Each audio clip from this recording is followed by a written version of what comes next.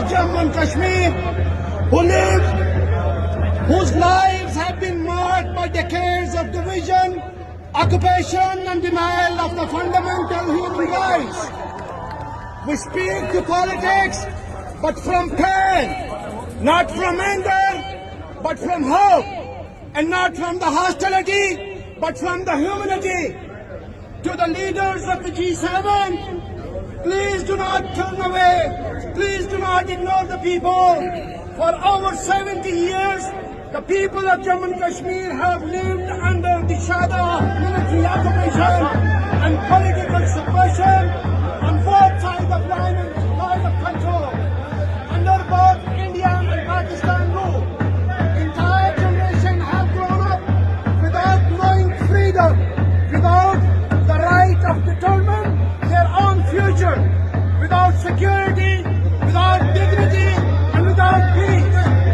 This is not merely a territorial dispute. This is not a regional issue to be buried under the weight of diplomacy. This is a human rights crisis. This is about real lives of men, women, and children who deserve what every human being deserves: freedom, dignity, and future. Jammu and Kashmir conflict as a matter of human rights and self-determination, not just geopolitics, include Jammu and Kashmir issue in G7 agenda. To urge India and Pakistan to withdraw their military forces from all parts of Jammu and Kashmir. Support the people's right to freely and peacefully choose their own future in line with the United Nations Charter and international human rights law.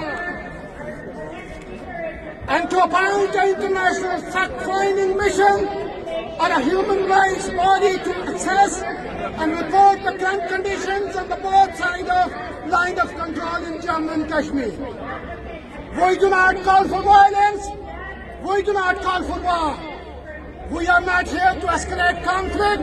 We are here to demand dialogue, dignity, and a democratic life for our people.